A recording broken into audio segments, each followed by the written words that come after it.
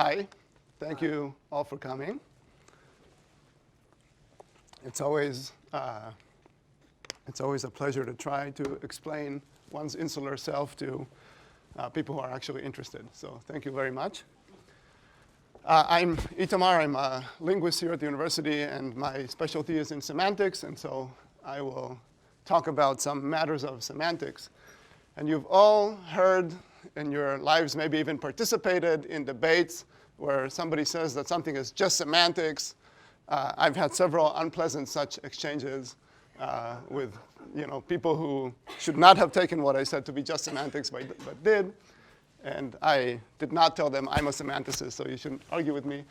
But usually it's a negative thing to say about an argument. And the negative attitude is very famously portrayed by Juliet in this famous quote from Romeo and Juliet about the name of the rose. That which we call a rose by any other name would smell as sweet. And Juliet is complaining that Romeo's name is his name, and that people make a lot of fuss about the fact that that is the name. Now, arguments about whether something is just semantics or not just semantics are very consequential for a lot of people. If you look on Google Scholar, there's about 1,560 results if you put just semantics in quotes. So there's a lot of articles that debate whether something is just semantics or not. And I've given you some examples here. Prosody and brain lateralization. I don't actually know what that is. Fact versus fancy, or is it all just semantics? Right? Flow-associated or flow-mediated dilatation. More than just semantics. Right? So this person is arguing that it's not just semantics. There's something else going on. It's not just semantics. You see a lot of these things. So when somebody says it's just semantics, that's usually an accusation. And this accusation is based on two premises, both of which are a little bit too simple. If they weren't, we would be out of a job. Or people would also not be arguing about this thing forever and ever. So the first assumption is that linguistic expressions stand for, or are names of, objects in the world. Right? And this is everybody's, including mine, at some level, conception of what semantics is. Right? So meaning is a relation between linguistic expressions and extralinguistic reality. And words are names of things. Cat is a word for a cat. The second is that the way things are, the material world as it is given to us, is objective, and it is completely independent of how you choose to talk about it. Right? So whether a rose smells sweet does not depend on what you call it. Right? If you didn't call it anything at all, it would still be the same. And so the intuition is that reality is language independent. And therefore, there's no point arguing whether something should be called this or that, because it's immaterial to that something, what you call it. Right? The usual, it's not just semantics reply that people will give actually buys into both of these assumptions. But it tries to claim that actually the relevant the linguistic distinction that is being made is real. Right? So I'm not just using two terms to refer to the same thing, but I'm actually making a linguistic distinction that corresponds to a real distinction, or a distinction in the extra-linguistic reality that language relates to. So you can see why this debate is kind of meta-linguistic. It's about whether the terms that we're using make an actual distinction, or are they not making an actual distinction. And it's a debate about how we use language. In fact, both of these assumptions are, like I said here, oversimplistic. They're good. They take you a certain ways, but they can't be the whole story. So here's one way that things are more complicated. And you all know this and have probably thought about it at one time in your life. There are many words that are not names of anything. Right? That just don't, you cannot point to an object in the world that they name. In fact, probably, well, I don't know if most words are like this, but a lot of them. So what does not refer to? There's no object in the world that not refers to.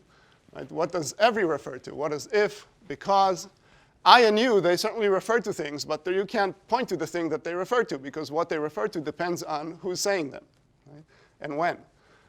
The plural s in dogs. what does that refer to, right? Obviously, you know what it means, right? Dogs is the plural of dog, and so it contributes some sort of meaning, but it's not naming an object, right? So the relation between words and their meanings is a little more complicated than just this one-to-one mapping between words and objects. Now, people, of course, are aware of this. They make use of it to achieve literary effects. A famous one is this dialogue that I like from Lewis Carroll's Alice in Wonderland. Alice says, "I see nobody on the road." And the king says, "I only wish I had such eyes." The king remarked in a fretful tone, "To be able to see nobody, and at such distance too." Right? So he's pretending, obviously, that nobody does refer to something here, even though it doesn't. Right?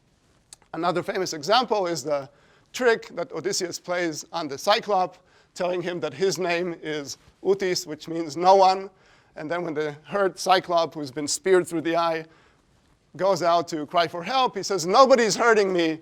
And nobody comes to him. Well, and no one, there isn't anybody who comes to his help because they're saying, well, nobody's hurting you, you don't need help. Right? And that's how they escape. So of course, this is not gone unnoticed.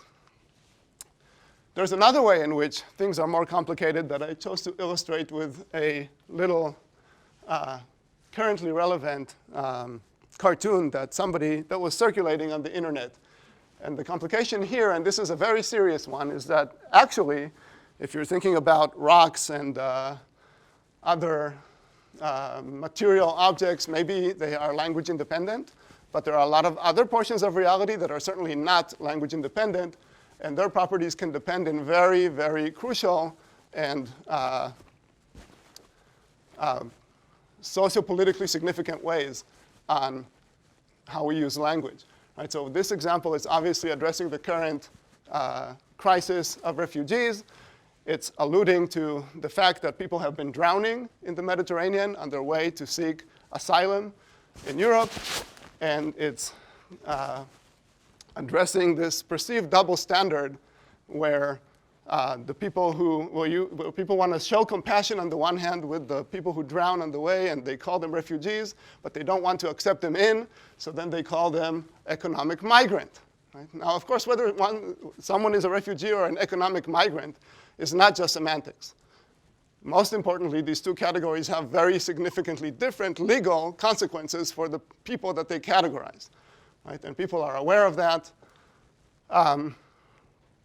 It's a very crucial distinction. Whether you want to make this distinction is already a political claim. So this is an area that's very fraught with significance, real-world significance, and you can't point to something in the world and say that's a refugee independently of how you define refugee. Right? These are all issues of definition. If you're interested in this kind of thing, I can recommend a book by a very famous philosopher called Ian Hacking, who has written a book in the 90s when people were debating about the notion of social constructionism, and that's really the same kind of debate. And he has a wonderful book called The Social Construction of What that discusses this complication in great detail based on several historical case studies. So none of these issues that I've raised, right, this debate about whether things are just semantics or not, have anything to do with grammar. Okay? Grammar does not tell us anything about refugees and migrant workers. This is not something that is regulated by linguistic systems. And yet there's a subfield of the science of linguistics called semantics, which I am a practitioner of. So how's that? So what happens when you look at meaning from the perspective of a theory of grammar? Right? And to address that question, we first have to ask what is a theory of grammar. So what's a theory of grammar in the linguistic sense? What it's not, it's always easy to start with what something is not to give you a sense. It's not a specification of how to speak good English or good French or correct Hebrew or any of these notions of good grammar that you learn in school and that we still have to impose on ourselves when we write, and et cetera, et cetera. That's not a theory of grammar. A theory of grammar is a theory that articulates the principles, the general systematic principles that govern the way linguistic systems look, right? The rules that organize systems of language. We have known for many, many centuries that language is not a random phenomena. It's a system. It has a very particular organization. And a theory of grammar is a theory that attempts to make statements that describe this systematic organization. And the field of generative linguistics, which is the version of linguistics that most of us practice in the department here, and generally in the US, is often taken to be a theory of the implicit knowledge that native speakers have of their native languages. Right? So you all, as native speakers of at least one language, have inside of your mind, maybe in your brain, a theory of grammar. You have this system, and it regulates the way you not only speak, but also develop intuitions about your language. And I'll show you that you all have this kind of implicit knowledge. Even though you are not aware of it, you will not be able to articulate it if I asked you, because it's hard and we haven't managed to do it yet, even after hundreds of years of linguistics. But it's there, and the phenomena is very clear. So you can all see the relation sense the relation between these three sentences. I read a story about a man who killed his father. You can all intuit that this is a perfectly grammatical and unremarkable sentence of English. Maybe the content is remarkable in certain ways, but the grammar is certainly not remarkable. You can also intuit that based on something like this sentence, you can ask, who did I read a story about? And that's still perfectly grammatical, right? You're asking a question about the man who killed his father. But you also equally intuit that you cannot ask the question, who did I read a story about a man who killed? Right? That's not English. It's ungrammatical.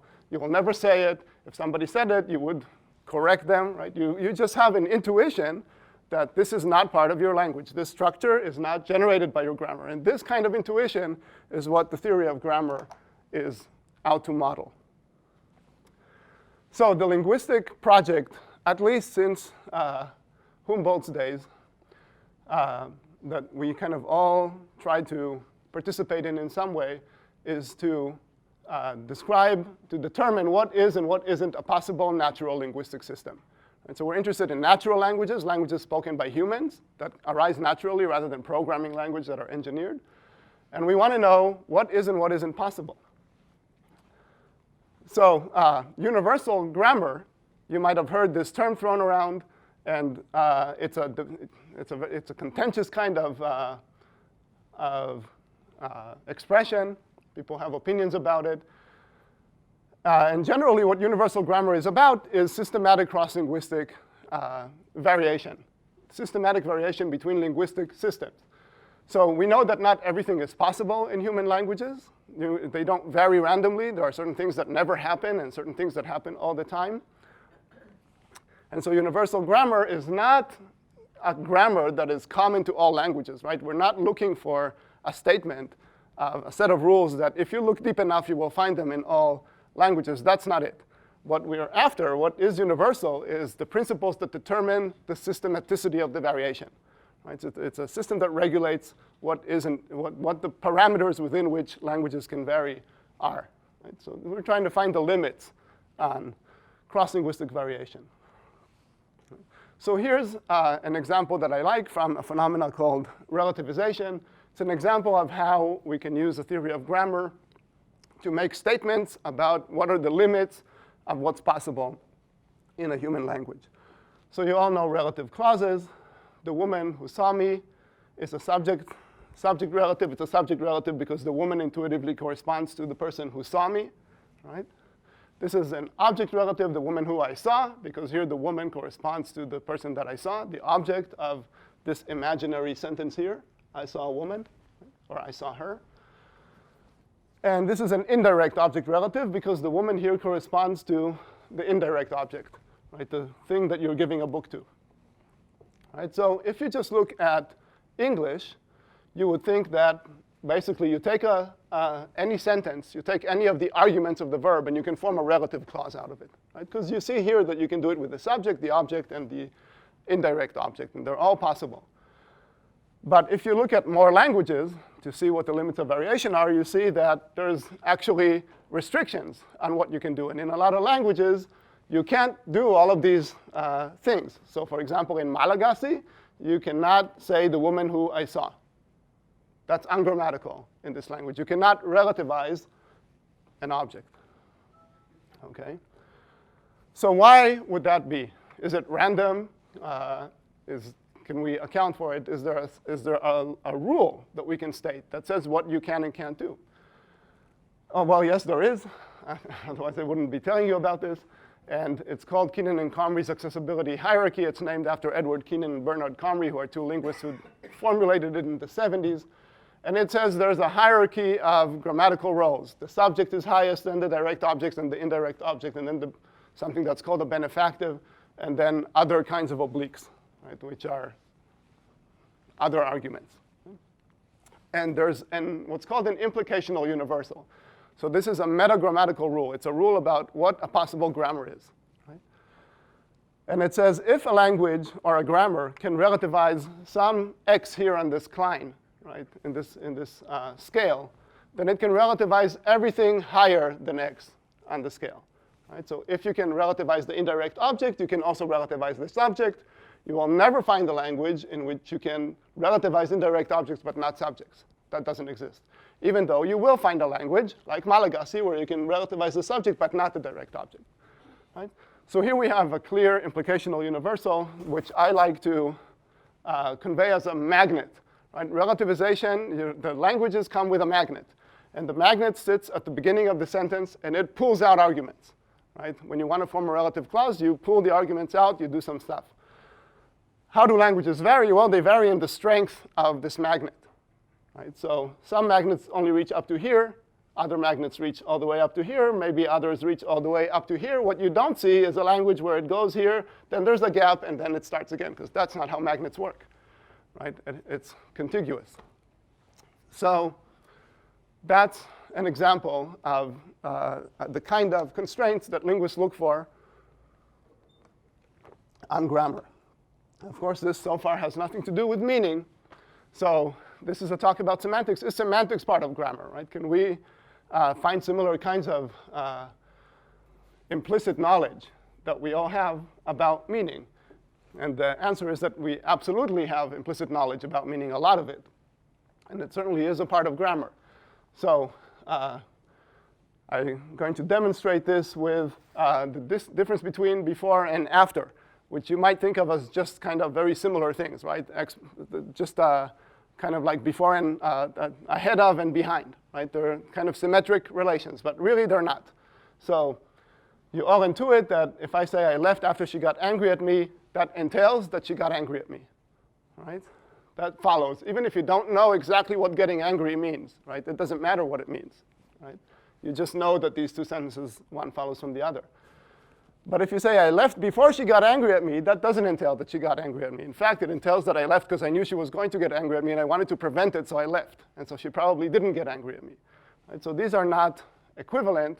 They have different meanings, and you all know, once you see the sentences, or even before you saw the sentences, right? If you were to use them, you would know that this doesn't follow. Nobody taught you this, right?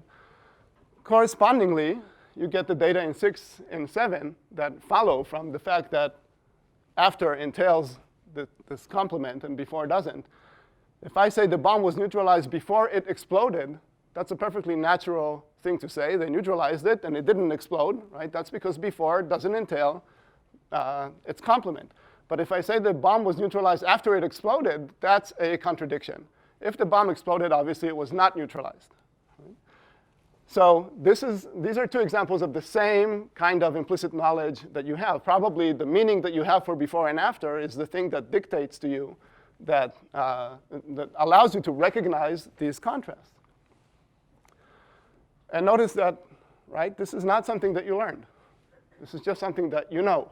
You've acquired it. And not only did you not learn it in school, your parents didn't teach you this, right? We don't go to our children. I don't know how many of you have children, but we don't go around telling them, oh, before does not entail its complement, right? This is not the kind of knowledge that you give to children.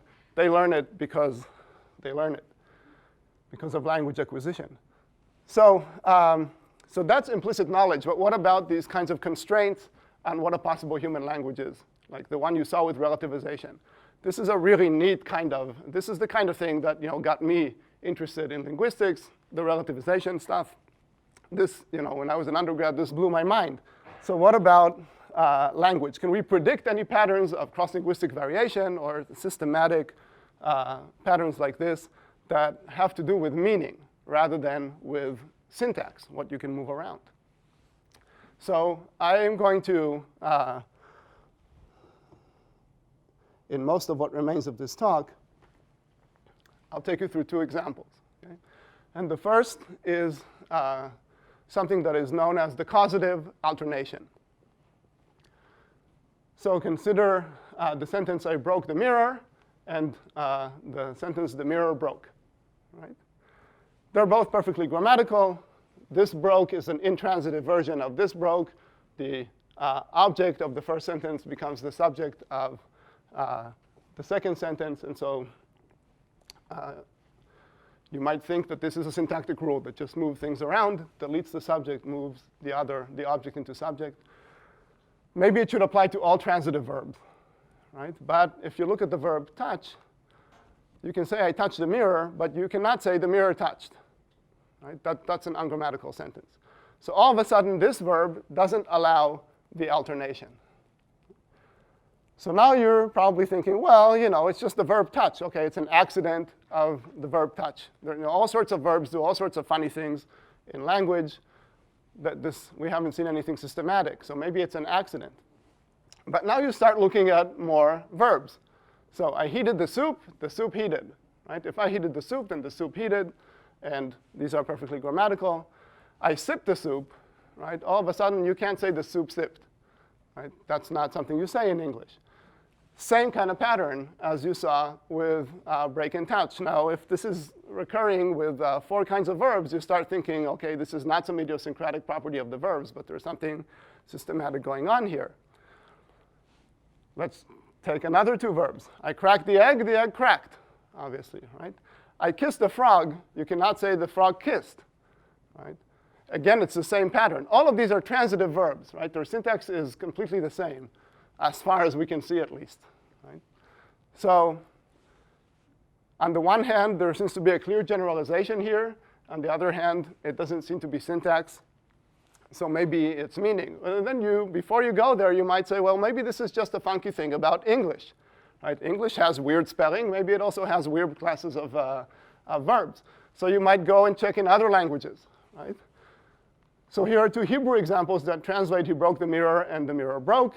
I can read them to you because I'm a native speaker. Ushavar et hamar'a, hamar'a nishbera. What you see is this little ni suffix here, affix here, the prefix. This is a prefix that basically detransitivizes a verb, right? Syntactically. It also has meaning, obviously. But this is what you do in Hebrew. The difference between transitive and intransitive broke is marked morphologically. Right? When you look at touch, exactly the same pattern emerges as you saw in English. Unaga b'mar'a, totally fine. He touched the mirror. In Hebrew, the mirror is not a direct object. But you cannot say the mirror touched. Okay? Ungrammatical. So this is already very strong indication that you're looking at something very systematic here that recurs language after language. So back to universal grammar, we want to figure out whether there's a generalization here about languages in general. We see that transitive verbs seem to fall into 2 classes, those that alternate and those that don't. And each verb that you look at is going to fall into one camp or the other. And maybe you're already thinking about counterexamples because there are some. But I'm going to conveniently skip them. If you think about them, we'll talk about them in the Q&A. But you see that this happens in language after language. And again, this is not something that you learned, neither in school nor from your parents, right? There's no part of your childhood where you sat with a list of verbs with your mom and dad, and they said, this alternates, this doesn't alternate, this alternates, this. No, this is something that you just know. And why do you know it? Presumably by virtue of knowing what these verbs mean. So the job of the semanticist is to tell you what it is that you know here. So I've gone over this. What is the semantic generalization here? The semantic generalization is a simple one. A transitive verb participates in the alternation if, and well, not if and only if, but only if its meaning describes a change of state in the object. And so all these verbs that alternated are ones that describe something, an action that you do that causes an object to change, right? And how can we, right? So I told you this generalization, but why would you believe me, right? You don't want to just take things for granted. In linguistics, you kind of need to test these things, bring them out, right? There needs to be some data that this predicts that we can use to show that it's true. And here's a test that you can see. So when something doesn't change, nothing happens to it, right? And the nothing happened to test exactly pulls out these two classes. So I can say nothing happened to the mirror when I touched it, right? Or nothing happened to the prince when I kissed it, right? It didn't turn into the frog I expected. But you cannot say nothing happened to the mirror when I broke it, right? Obviously, something did happen to it. It broke, right? So the contrast here shows you that this semantic generalization seems to be the case, seems to be true. OK, so that was case number one of implicit knowledge that you have, and that regulates a pattern across maybe all languages.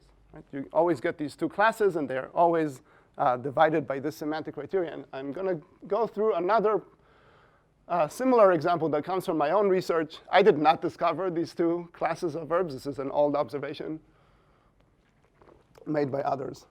But this is something that I work on. There is a notion in linguistics called property concepts.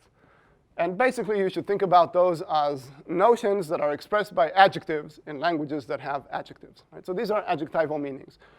And a very important linguist called Dixon made a very interesting discovery about these property concepts, and that is that they come in these 7 categories, and there's an implicational universal about these categories. So unlike what you imagine being speakers of English or other Indo-European languages, most languages don't have a big open class of adjectives like English or Hebrew does. Okay? They have very few adjectives. Some of them maybe just 1 or 2. And so if you start looking at those languages, if they're going to have any adjectives at all, they are going to fall in these first 4 categories. You'll never find a language that has the adjective jealous but does not have one of the adjectives in the first 4 classes. Okay, so these are somehow the basic notions that languages want to encode with adjectival words. OK, so the puzzle will start with this mysterious thing that caught our attention when me and a colleague who is working on a language called Ulwa noticed.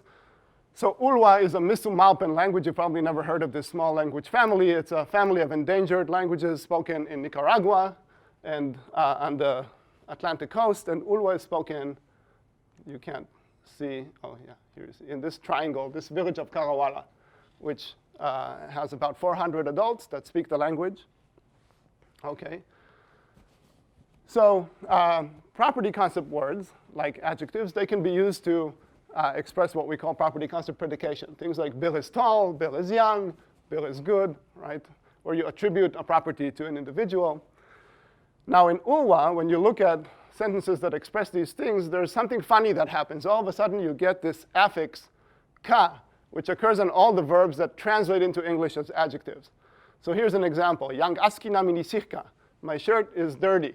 Right? The word for dirty, or that translates dirty, is this minisirka. And you see in the gloss here, there's the ka and there's something. And the combination of these two somehow translates into dirty. So what is this thing, and why do you get ka here? Well, you look at what ka generally does in the language. It's a marker of possession. It's kind of like apostrophe S. So when you want to say Alberto's stick, you say Alberto's stick ka. Right? It's the marker of the possessor, of the possessed, sorry. And if you look at sentences that you'd think that in English look similar to things like Bill is tall, like let's say Bill is a man, they do not use this morpheme ka. They don't look like that. So here's Alberto is a man, right? All you see is Alberto, one man, right? Alberto man. That's what it is. There's no ka anywhere. So why do you get a possessive apostrophe S in John is tall in Ulwa, right? We saw this. This was kind of mysterious. One possible answer is that this is just an accident of Ulwa, right? There's a lot of languages that have funny morphemes that appear in all sorts of places. You know, maybe it's diachronic. There's all sorts of reasons why you could have that. A more interesting answer is that there's a systematic explanation to this that would link it to, again, to patterns that you see across languages. So what would be and of course the most interesting answer to me would be that this is somehow linked to the meaning of these things. What would a semantic generalization about this stuff look like?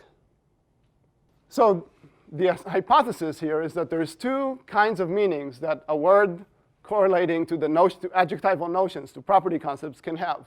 It can describe the individuals that have a property. So tall in English describes tall individuals, right? Or it can describe portions, what you can think of metaphorically as portions of a quality, right? The property itself. For example, beauty, right? Beauty is this kind of mass stuff, and it has portions of it. And we have words to refer to that thing, like beauty, right? Tall doesn't refer to this kind of thing. So the semantic generalization is that sentences that express property concept predications, so sentences that mean things like John is tall, are possessive the way that the UA ones are, if and only if the basic word that expresses the adjectival notion describes a quality rather than a set of individuals that have a property. Okay? Now, if you take that back to Ulwa and you look at the actual words, right? So here's another example. Alaslai sayaka. Right? Sayaka is the word for lazy, and again, you see this ka here, and we're interested in what this saya is. Because I just told you that the hypothesis is that you get possession only when the basic word refers to a quality. Right? And if you look at the distribution of this word, you see that it does refer to a quality. So here's another example where you use saya, this root, to mean laziness. Right? And it says, laziness kills me. Okay, so that's already a little bit of evidence that we're on the right track. Now, why would that be? Why would sentences come out possessive when they use a word for a quality? The intuition is very simple. If you have a word beauty and I want to say that you're beautiful, if I'm going to say you're beauty, that's not what I'm saying, right? So if I said, you know, this apartment is height, right, that would not mean this apartment is high, right? Or the ceiling is height. That's just not how, that's not the meaning you want to express. But you could express a very similar kind of meaning. It's not going to be the same meaning in English because both expressions exist. But in Ulwa, the adjectival expression doesn't exist. If you say Helen has beauty, right, you're saying something very similar to Helen is beautiful. And what you're essentially saying is that there's a portion of the quality beauty that is part of Helen. Right? And it's not surprising that what you get is possession, because possession is what you generally use across languages to express these kinds of inalienable part relations, like the relation between an individual and their property. And you can see that in sentences like this room has windows, a triangle has corners, you know, this apartment has a landlord. These are all inalienable relations that are expressed by possessive morphology. So in that sense, that's not surprising. So if this hypothesis is right, and you only get the distribution of these possessive forms has to do with the meaning of the basic words, we should see this kind of pattern recurring in language after language after language. And in fact, it does. So here's just one more example from Hausa, which is a Chadic language. So you see exactly the same thing. So here's, in sentence one, you see how to say, Auto is the director, right? This is a regular predicational sentence with a noun, and you see that just like in English, you use a copula, right? The copula is ne. The important thing to note here is the predicate, director, and the copula, ne, right? Hausa also has adjectives, right? And these adjectives behave just like the nouns, right? And just like English adjectives, you predicate them with a copula. Audu is tall, Audu tall is, right? But now you look at another set of sentences that translate things that are very similar to Audu is tall. For example, we are strong. In English, this is the same form of sentence. But here, all of a sudden, you don't see the copula ne, right? You see something completely different, which is pay attention to this da, which kind of means with, right? And where else do you see this with? as you are already anticipating, you see it in possessive sentences. So the way to say we are strong has exactly the same form as the way to say the girl has a ring. Okay, so really what this says is we have strength, right? Exactly as we predicted. Right? And if you look, you can look in the papers that we've written. You see this all over the place. So you actually, now that you've seen the pattern, you already know it from English and from French and Italian and other Romance languages. French makes this distinction between je suis fatigué, which involves an adjective in the copula, and j'ai sommeil, which means the same thing, but involves a possessive verb to have, and a noun that means something. Sleepiness, tiredness, I don't know. You see this in many, many other languages. So again, you see a semantic generalization that generates a pattern, explains a pattern that you find in language after language, and is intuitively, or it seems to be pointing to universal grammar. Right? This is the kind of role that semantics can play in accounting for what is and isn't possible in the world's languages. And since I started, let's see, what time is it? I started at 3:30. And I have until 4:30, right? So that's not a lot more time because I want to leave you time for questions, and I want to move out of grammar a little bit again. So maybe we'll get to the semantic universal if we have time at the end. Right, so we're going to move on to something completely different, right? So I talked about grammar, right, and how meaning is part of grammar, and linguistic semantics is the study of grammatical aspects of meaning. But back to the beginning of the talk, right? We're also interested in a lot of things that have to do with the relation between words or expressions and extralinguistic reality that are not grammatical. Right? In fact, we're probably more interested in those, most of us, than in the grammatical relations. And there's a lot of non-grammatical contingent relations between expressions and extralinguistic reality that we care a lot about and that are interesting. And one particular case of such a relation is the relation between the sound of an expression, the phonology of an expression, and some aspect of extralinguistic reality. And this kind of relation is very important in literature, especially in poetry. Poets who work with sounds and are very sensitive to the sound shapes of language, they use this kind of relation to structure literary text, to structure poems, and to bring this kind of juxtaposition, a very interesting conflation of the cerebral with what we experience as embodied or even visceral, right? Because when you think about language as sound, right, you make it with your mouth, and it involves sensation, right? And that's that kind of relation between words and the sensation that is involved in producing them is something that a lot that goes into the matter of poetry. So I want to give you an example from a poem by Wallace Stevens, and it's going to be based on an analysis by Marie Boroff, who was a literary critic at Yale a while ago. And she talked about two different kinds of sound symbolism. So sound symbolism is a perceived relation between the sound of a word and the thing that it refers to. The most common example is that you're all familiar with is onomatopoeia. Right? So things like cock-a-doodle-doo, which we think sound like the sound of a rooster, or meow, which obviously is supposed to imitate in our mind the sound of a cat. So it's not a random relation between that. It's not random that meow is the sound for a cat. It's also something that varies across languages, so it's not the sound of a cat in all languages. But clearly there's a relation there that is non-random, but it's also not grammatical. Right? So there's no rules of grammar that say, choose a word for an object that sound like the sound that the object makes. That's not the kind of rules that you find in grammatical systems. So she calls onomatopoeia acoustic significance. Acoustic significance of sound symbolism, right? And this is when the word's phonetic shape, or the sequence of consonants and vowel sounds making it up, is felt to resemble some aspect of the word's referent. Okay? But there's another kind of sound symbolic significance that a sound can have, and that's what she calls articulatory significance.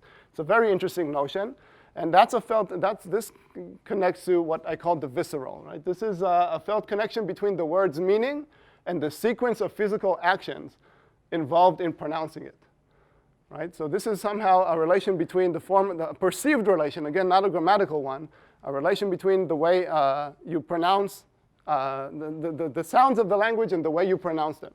So take, for example, the word yawn. When you pronounce yawn, you're kind of yawning. You're rounding your lips. You're making the glide sound, that, this pressure that is involved in yawning. When you say gag, you're contracting your velar muscles in a way that you would do when you're gagging. So you're gagging a little bit when you gag. And stutter, we have the feeling when you stutter that you are repeating motions of the tongue involuntarily more than you want to. And of course, when you say stutter, you're pronouncing a lot of T's in sequence. So here's what she says. Acoustic sound symbolism, we may say, points outward from language to the perceived world. Right? That's meow. Articulatory sound symbolism points backwards from language to the physical act of using language. Right? So this is a kind of self-referential. Just like the word I refers to the person who's doing the act of speaking, right? The articulatory sound symbolism points from the articulation of the word itself to the way, the action of pronouncing it. And this kind of relation plays into her analysis of one of my favorite Wallace Stevens poems. You can see a translation of it into Hebrew on my webpage, where I have a hobby of poetry translation. I'll read the poem to you. It's called The Plot Against the Giant. It's the first poem in Harmonium, which is Wallace Stevens' first book, which you can buy an autographed copy of for about $400,000 on ABE books if you're a bibliophile. It's organized like a fairy tale. There's 3 girls, and there's a giant. First girl, when this yokel comes maundering, wetting his hacker, I shall run before him, diffusing the civilest odors out of geraniums and unsmelled flowers. It will check him. Second girl, I shall run before him, arching cloth besprinkled with colors, as small as fish eggs. The threads will abash him. Third girl, oh la, le pauvre. I shall run before him with a curious puffing. He will bend his ear then. I shall whisper heavenly labials in a world of gutturals. It will undo him. Okay? So what I want you to pay attention to here is the third girl. Right? This is a fairy tale. The third person is always the most important, and this is where everything happens. Right? What the story is narrating is these 3 girls who are, there's a big giant who's kind of maundering, and they are finding weapons against him. And each of them presents a weapon, and the most powerful weapon is the third one, right?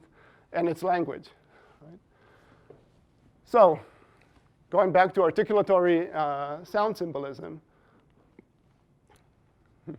So the first thing you see is puffing and whisper. Right? These are examples of what she called, what did she call it?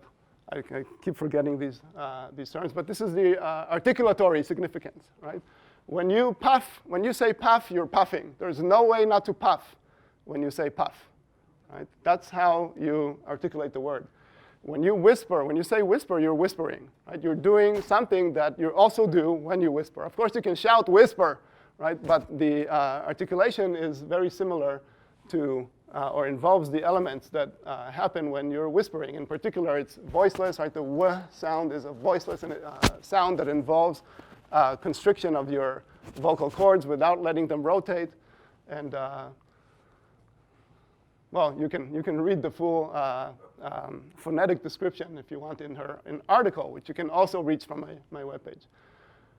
Okay, so this is the articulatory. When you're reading this paragraph, you start doing yourself what the girl is doing, right? You're reenacting this undoing of the giant. And then you can notice the battle between the heavenly labials and the world of gutturals throughout this paragraph. So labials are sounds that you produce with your lips, right? And you see the B, P, the B, P, F, and V sounds all over this paragraph. And they are especially in words that are in stressed positions and that are semantically important, right? Including heavenly labials. The sound L, which is not strictly speaking a labial, is also very important. And if you look at the full paper, you'll see a beautiful discussion of how this drama of the way the labials, the more articulated cut sounds, emerge from the more round and undistinguished kind of guttural sounds, plays out in a lot of Wallace Stevens poems. Of course, the world of gutturals is also articulatory. Guttural is also has articulatory significance because when you say guttural, the g is a classical is a great example of a guttural sound. And these sounds are associated with the yokel, the giant, earlier in the first stanza of the poem, in the words yokel and hacker. Right? There's a lot of interesting other things to say here about labials that are not labials for Wallace Stevens. So he worked, his distinction between labials and gutturals does not correspond 100% to the actual articulatory distinction, but he considered certain things labial that are not, and certain labials as gutturals. Now, the last thing that I wanted to show you is that you can have a whole text that has both articulatory and onomatopoeic sound significance at the same time, and it's not just one word, but it's the whole text that does it. And this is a poem by Aram Sorayan, famous American poet who wrote minimal poems. One of them is just one word, or several of them are just one word, and it's called Crickets.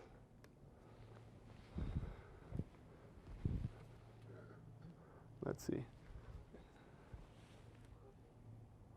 Crickets, crickets, crickets, crickets,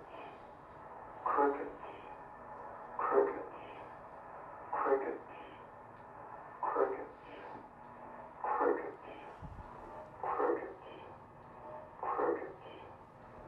crickets,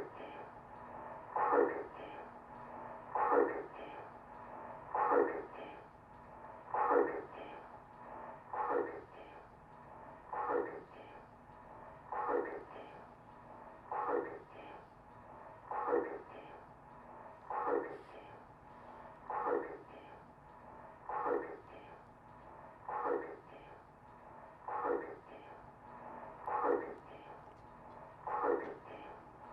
crickets, crickets, crickets, crickets,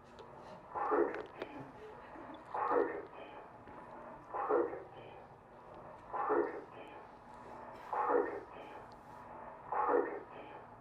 crickets.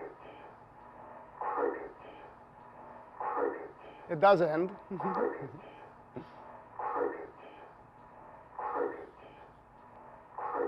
Okay, I think you get it. I'll just turn it off because I don't know exactly when it will end. It goes on for about 2 minutes. Now, you all know how crickets make sounds, right? They rub things against each other, and that's exactly what you do when you're saying crickets.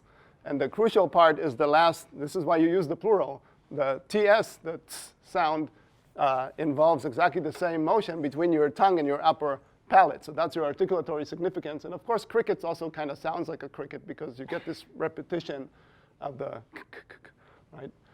So to conclude, it's all just semantics, right? But there's a lot in semantics. Thanks.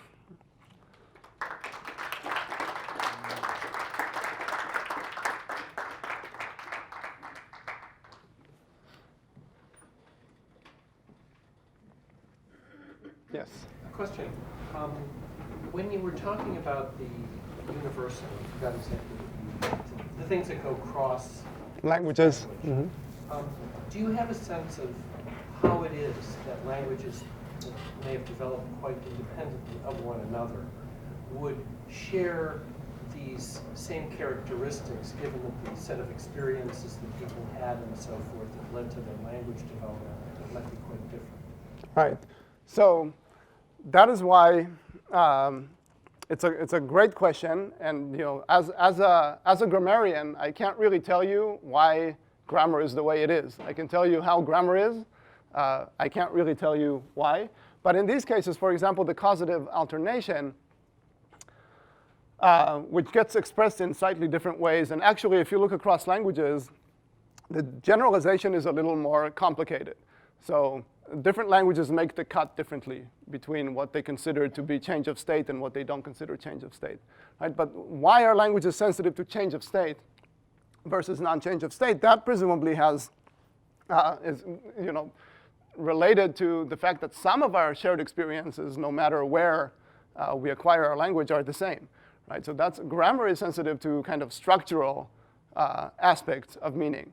So you will not see, I can't give you a grammatical explanation for why the word for cat, right, tends to be a noun across languages rather than an adjective, right?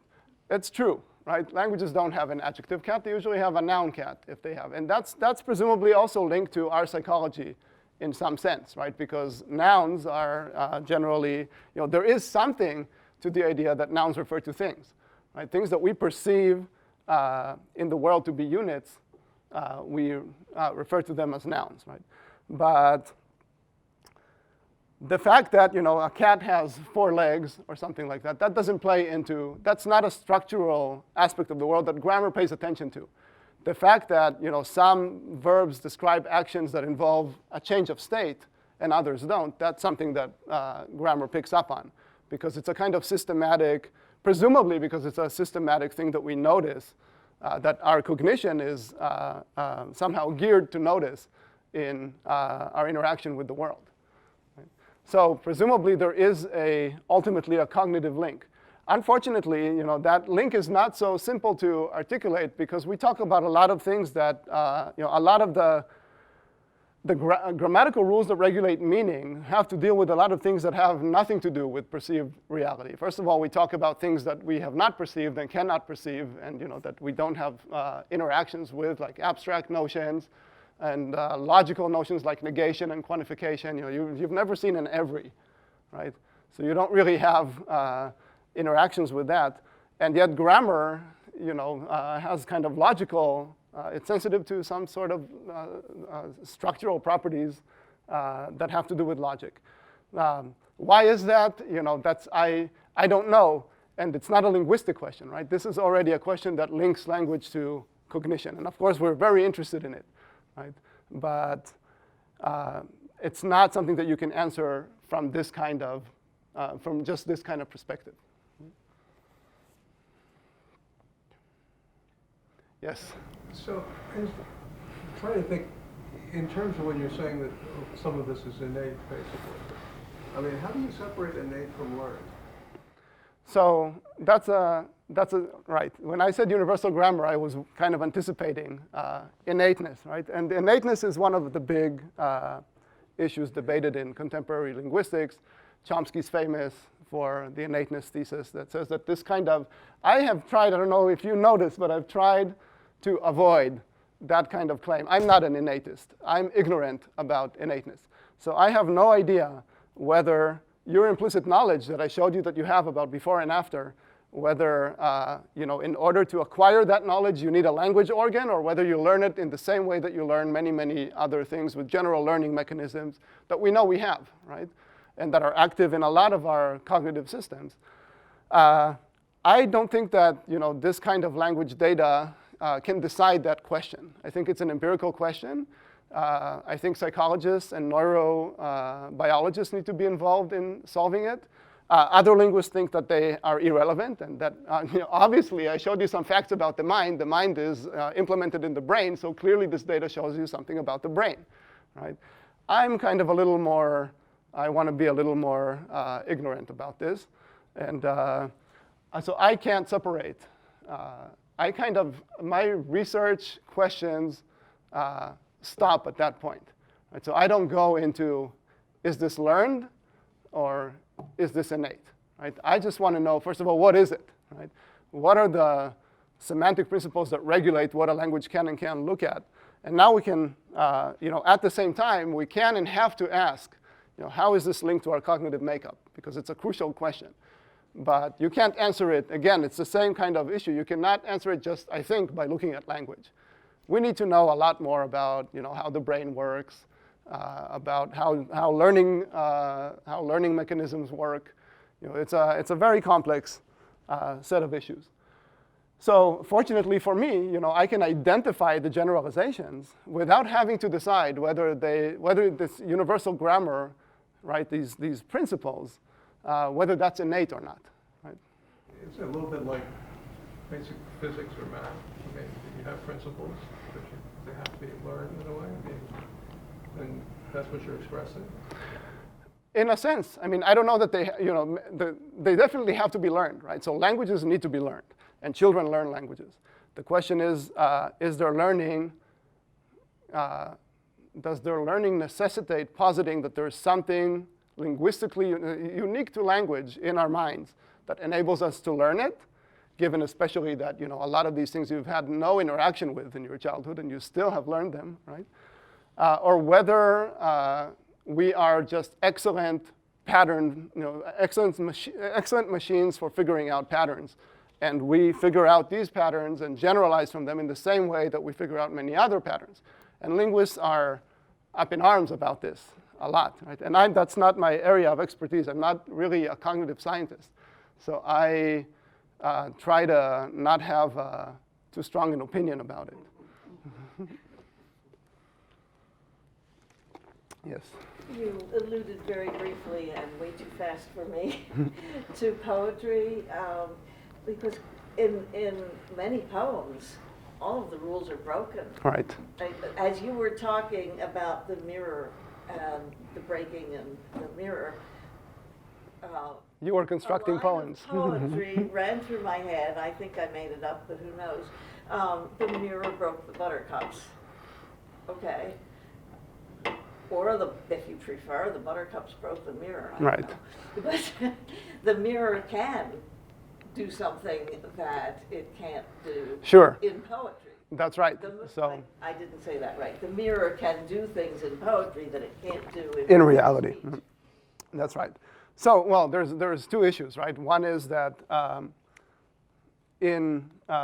literature is about the imagination. It's not about facts, right? We are not just reporting truth when we construct literary. The literary endeavor is a little bit different from the linguistic one in that sense.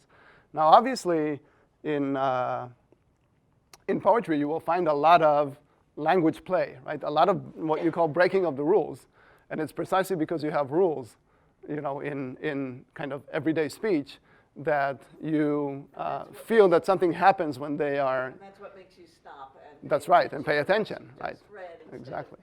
Yeah, exactly. So that's one of the things, right? And a lot of the stuff that goes into poetry is also, exactly the opposite of that. So it's exactly because you have an implicit understanding of the phonological structure of, let's say, stress in your language that you can appreciate meter, right? So meter is built on the fact that you have, grammatical rules of your language that regulate how syllables can alternate in, can be assigned stress, right? But meter isn't always part of poetry. No, not always, but often is, right? And you have big poetic traditions that are based on very regular meters, right? From the Greeks to, from ancient India. It's always been part of. It's not always. It doesn't exhaust it, right? But just like you can have a James Joyce, right, who will mess with your syntax a lot. You can have a Gerald Manley Hopkins who will work with the stress system to give you At some point, it becomes incomprehensible. Well, that's an effect, right? So that will depend on your poet, right? So as you see, I like nonsense poetry and poetry that actually is doesn't privilege the content, on top of the form, but that puts them on either an equal basis or is actually more interested in sound and the physical. I like poetry read aloud. So all of these things are things that the literary imagination is sensitive to. And some of them go against the, what you might call the grammatical system, and some of them go with it. And it's always interesting to see, where poets take it.